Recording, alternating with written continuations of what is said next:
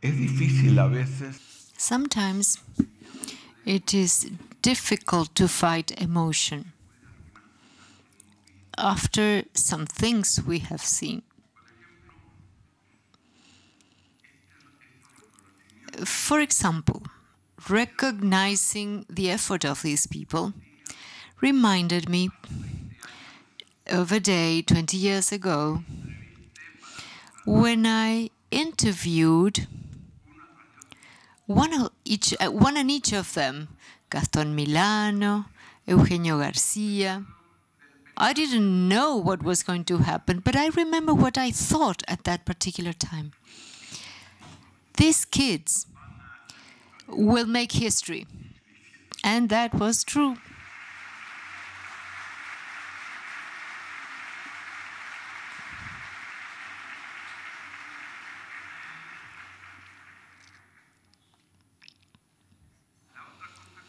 The other thing that happened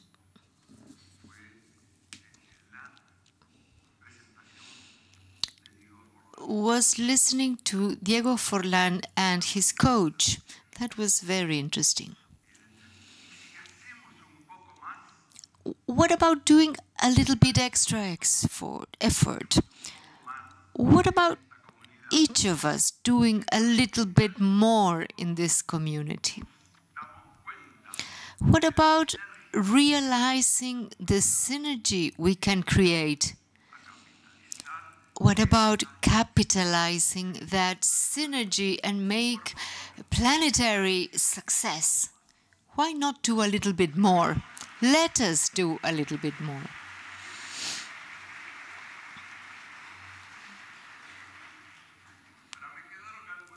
Now I have some doubts also. I think that Diego Forlán forgot to say some things. I played soccer myself. I trained and trained and trained.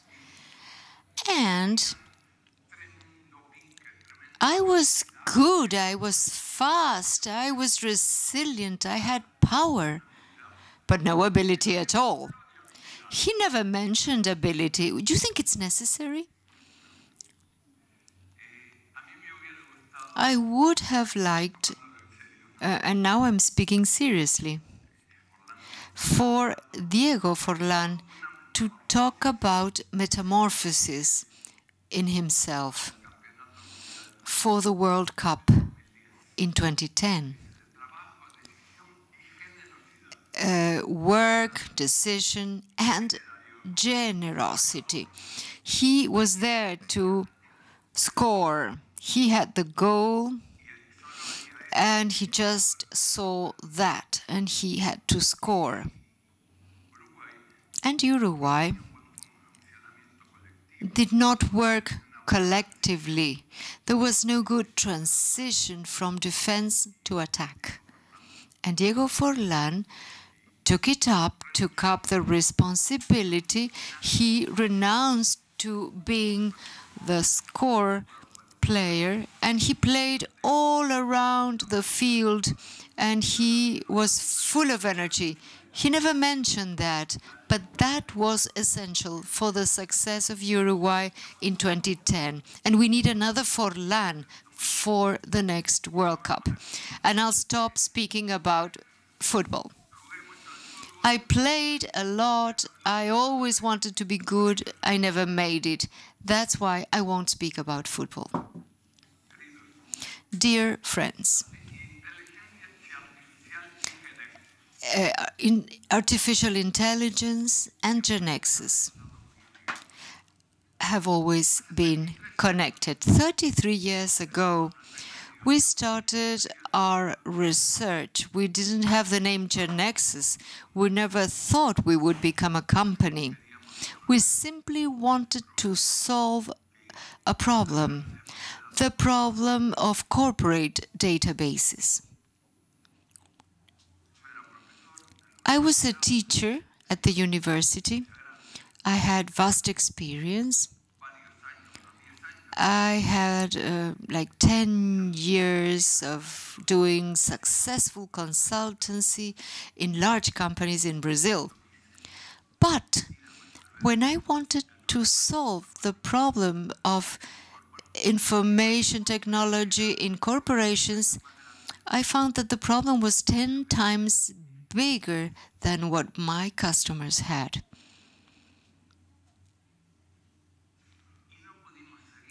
And we could not follow the traditional methods. We filed everything and left it behind and started from scratch. And that was when we found artificial intelligence that helped us so much. That was the basis of all we have now. Maybe it would be wise to say that one of us, Nicolas or myself, would go for a PhD in artificial intelligence in a good university, but that was not possible. That was so expensive. But above all, we didn't have time. So you do whatever you can. And there's always something you can do. Learning by doing. Let us learn by doing. And that's how we proceeded.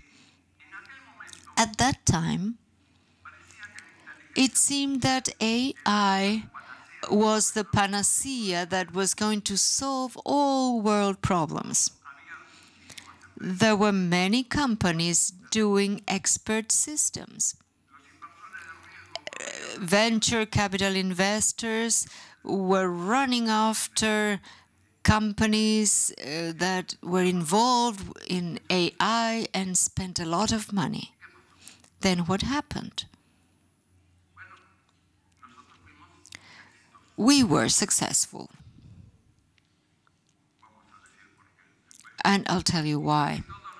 And almost all the rest failed. So when there is a general trend, there's no way looking for specific explanations. If there is a general trend, there is a general cause. So I'll come back to this later on. You learn from the past, and you learn from your failures.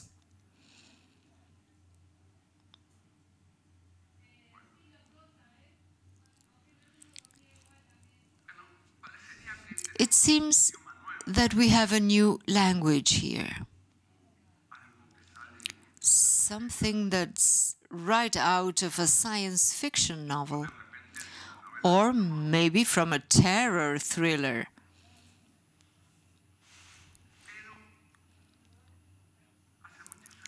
But for a long time, we have also seen cases of success in the world of artificial intelligence. For example, the world of robots.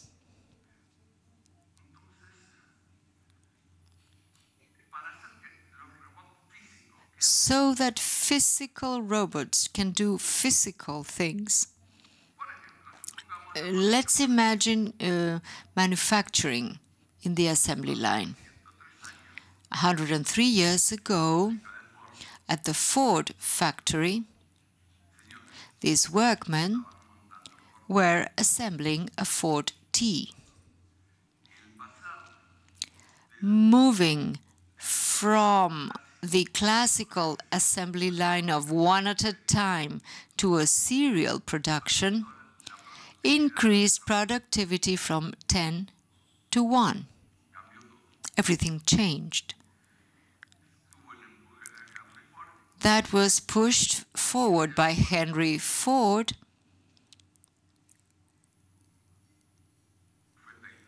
and Taylor contributed as an expert. So they took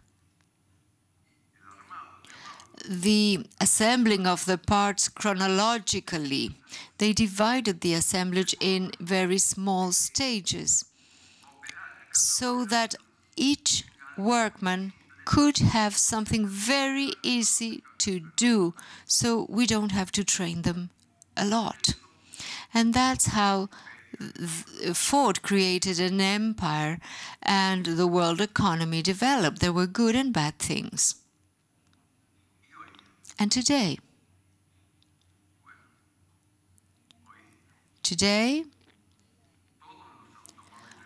all cars worldwide are assembled by robots. There's no other way. Because of two reasons. One is obvious. The cost is a lot more accessible. And the other reason is not obvious but true. The quality is better.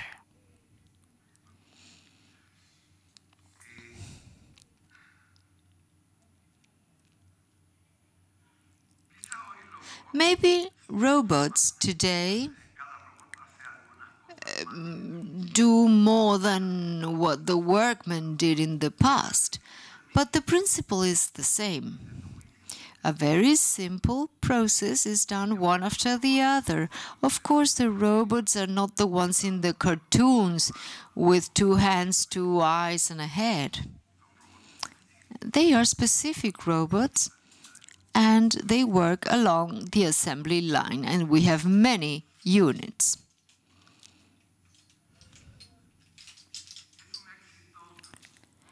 This success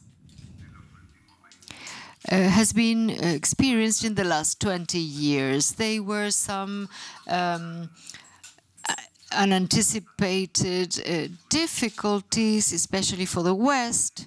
If this is black, it's black or not black.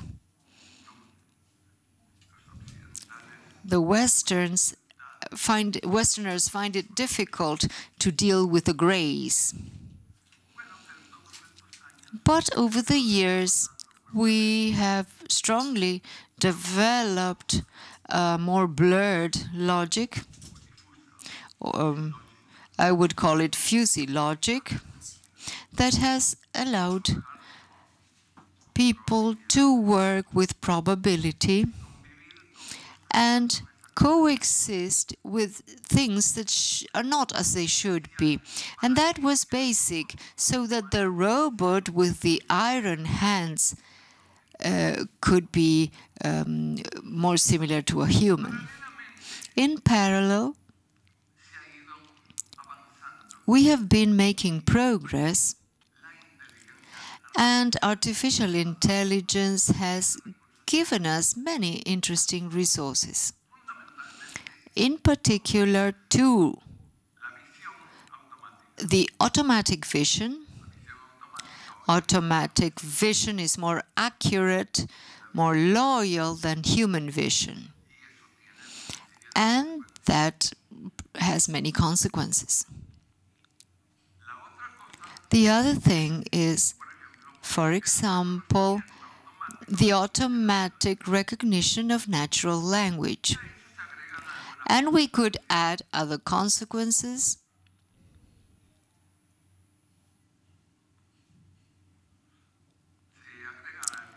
Some consequences like recognizing image or speech, translation, automatic translation, and all of this is available, and it's available for whatever service you needed. Now, all of this has allowed us to create other types of robots, like this one, to look after old age people who are disabled, to answer the questions, to just trigger an alarm if there's a difficulty, or like in this case where this gentleman is talking, having a conversation with his robot.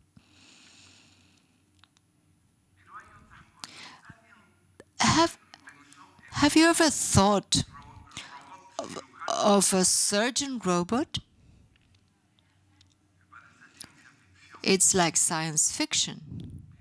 But the robot could have some advantages compared to a human surgeon. Think, for example, that the human body is one way and you cannot separate it easily. So oftentimes the surgery needs to be done in a place where visibility is not satisfactory, where you don't have much room to operate.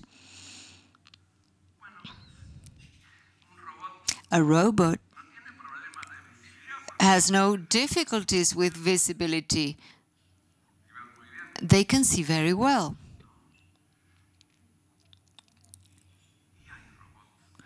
And there are some robots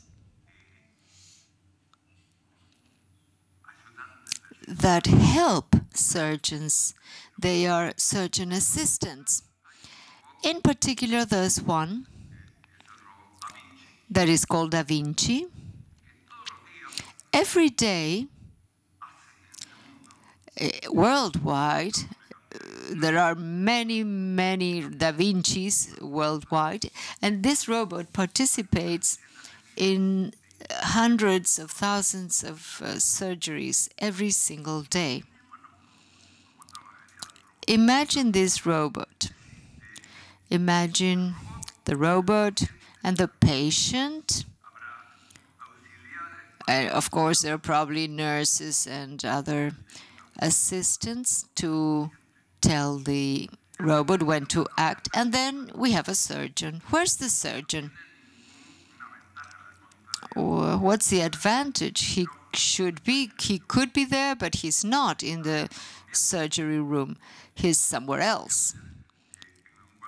He could be in the next room, if you like, or in another continent. It doesn't matter where the surgeon is. But he has a big screen. Instead of using a cutting knife, he uses a pen. And he has an advantage. He can cut on a draft screen. So the surgeon marks with that pen the place where the cut needs to be made, and then the system shows the result. I didn't like it. He does it again. Now I like it. So he pushes the button and the robot cuts. That's a new world.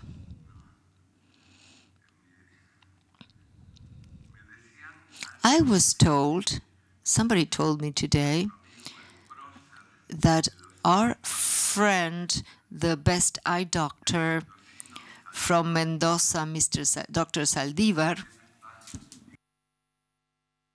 is also trying this new field. Let me show you. This is the Da Vinci robot. Because it may be a little bit scary, I will remove the image. Well, let's go back to expert systems. As I said before, we were successful. We did GeneXus. Most of the other companies with more funding and more academic training than we had were not successful. Why?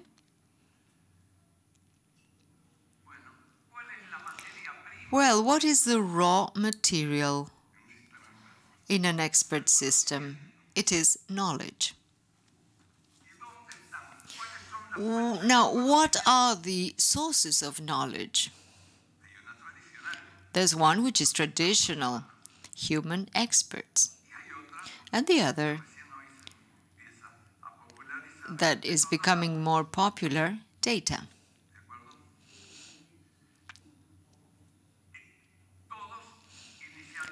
Initially, we all started thinking of human experts. What happened then? It's very easy to talk to a human expert, to receive instructions, to follow them, but it's very difficult to give instructions to a robot. So the numbers I will mention are random, just to give you an idea. They do not respond to a statistical study. Imagine then that we have an expert system for medical diagnosis for cancer. After working for a week with the expert in that field, we get a result that is very positive in a way. We can say that the robot in the diagnosis is 80% accurate. Well, we just started. It's after a week we get to that. That's fine. Then we continue, but 80% is nothing. 80% reliability is nothing. 2 months later, we have the intelligent robot that has learned a lot, and he gets to 90% accuracy and reliability. Okay, it's taking us more time, but we are in the right path. But then it happens that 3 years later, the robot went from 90% to 91% reliability. And then we realize that getting to 98% of what we need may take us several life cycles. We realize that the problem is exponential in terms of time. Why? Because the human expert is used, is used to use the knowledge for himself. Second, is used to teach colleagues. But is not motivated to teach a robot. Second, when I teach a colleague,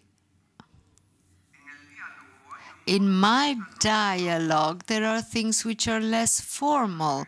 There's no rigor. We add our intelligence, but the robot will learn whatever I teach him, and that's it. Third,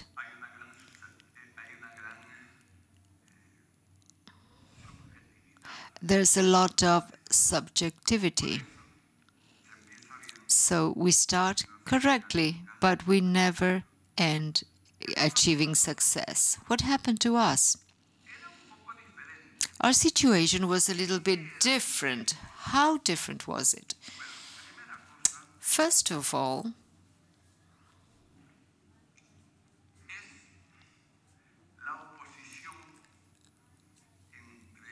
it's like comparing research with a purpose and research or speculative research. We had a purpose. We knew we didn't have many resources and we had to look after the resources and use them wisely. Second, how did we become experts in the subjects of AI? Learning by doing, But we were also experts in databases. So it was easier for us to realize that all of the things we knew, things I used, I had been using for 10 years in my consultancy jobs in Brazil, when I taught at the university, was useless in terms of reality. It only solved class problems or models that were 10, 20, or 30 entities.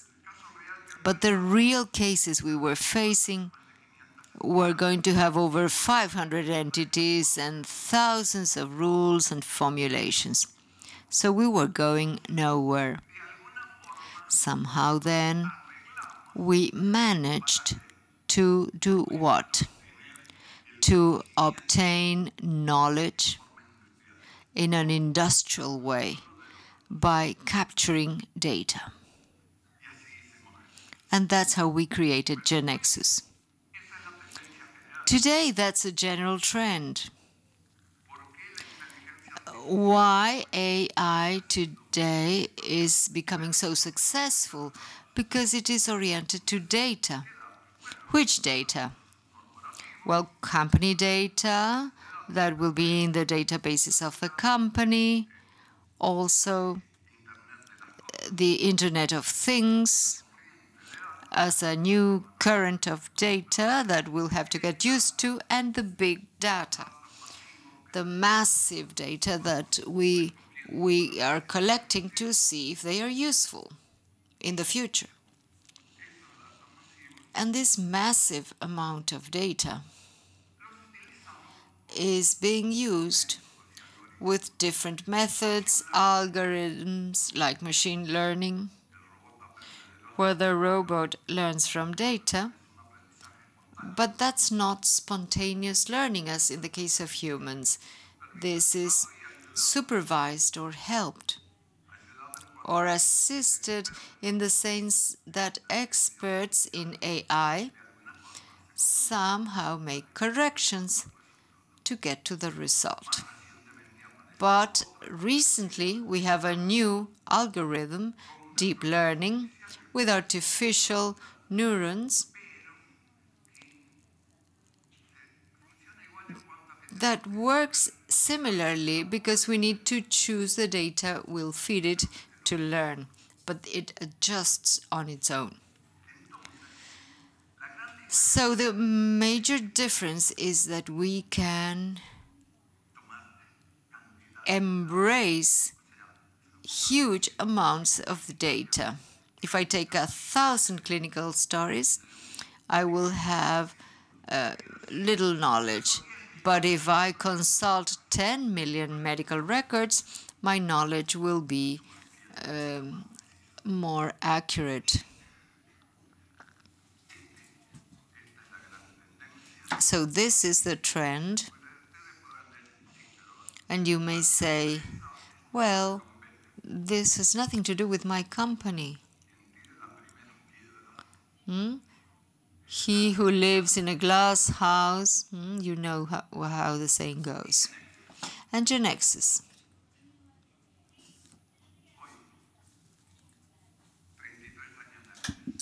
3 years later, well, you have been to a fantastic event where many things were shown. And there are more important things that have simply been suggested, or we said that they are work in progress. For example, Gaston Milano is extremely cautious when he makes announcements because he has to be. But I'm outside of that line.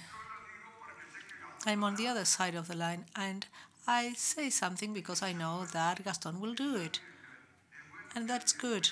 It's good that someone can dream freely, otherwise we would never get anywhere. Before an important event, there's always a lot of dreams.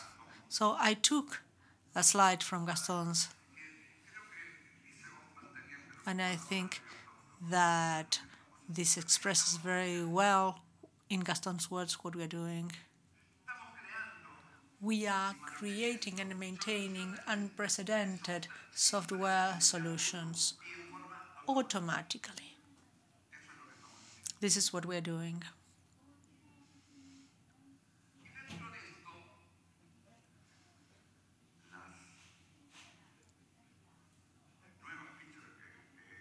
And inside them, the new features that Gaston will release as soon as possible. On the one hand, there is collaboration, which has always been important, and it's becoming even more important nowadays because technology is such that not even the most powerful company in the planet can be self-sufficient. We all need from others to complete us. And it's good that each one of us dedicates to what it has as competitive advantage. It is good not to do what we can buy, so let us do what we cannot buy out there. This will make us do better and our synergies will increase.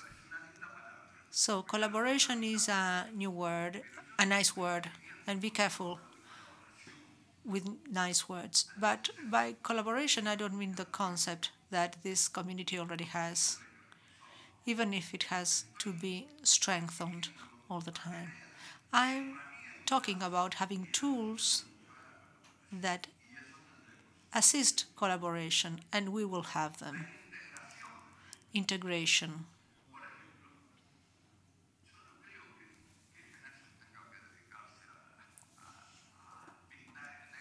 For example, I don't think that GeneXus should dedicate itself to big data when you have IBM, SAP, Google. There's a series of suppliers whose services we can use in order to complete our systems.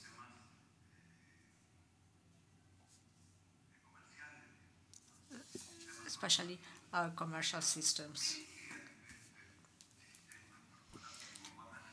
So my corporate clients are going to need a lot of help coming from artificial intelligence. So what we have to do is to give them a way so that from GeneXus they can use them very easily. We need to domesticate these things so that they are easy to use. And this is what I mean by integration. Robots are something different. We have to be able to make robots, not robots with heads and legs, but maybe bots.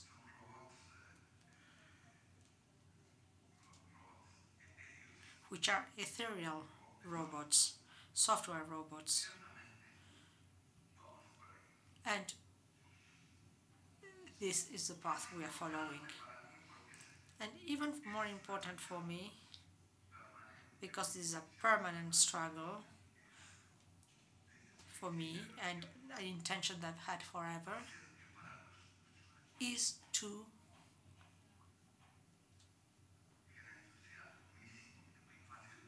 create something very simple and easy to use for the users.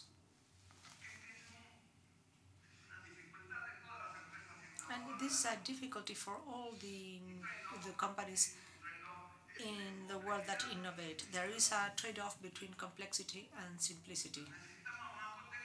We need more power,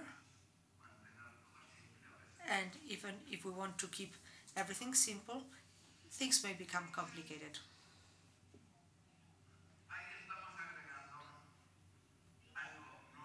Therefore, we are adding here something new to GeneXus and very important, the DSLs, the domain-specific languages, which are small languages specialized in something, so that in order to fulfill new needs, we can have specific languages and we don't need to complicate the core of the whole thing. And this is not totally new either. And I'm going to mention 3 DSLs. The first one, quite obvious, is the knowledge-specific language. And this is GeneXus. It's not a general language, or at least we never meant it to be. Secondly, something that we have already seen in operation, the stencil visual models, which is a specific language to help developers so that they can communicate very well and objectively with the graphic designers. This will soon be ready and will simplify a lot of things. And finally, something that is also obvious is a chatbot generator, which we have already been trying with Rudy and Clarita and the robots that are available to you here. And this is just the beginning. I understand that there will be significant developments in the future. What can I add? Nothing new, actually. There are things that change every day. And luckily, there are things that never change. GeneXus has been and will be future-proof, which means that when you use GeneXus, you have a wealth of knowledge that has been developed over pure knowledge without exogenous elements, and which is independent from any technology, so that when in the future new technologies and languages are available, as well as new operating systems, whatever is new, we cannot enumerate everything, you will be able to develop applications for the new platforms on the basis of the knowledge you already have in a painless way. And we are very happy about it.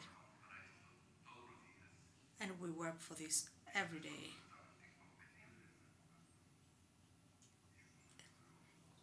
It's something completely unarguable at the moment, and in the foreseeable future, no one else in the world is doing it.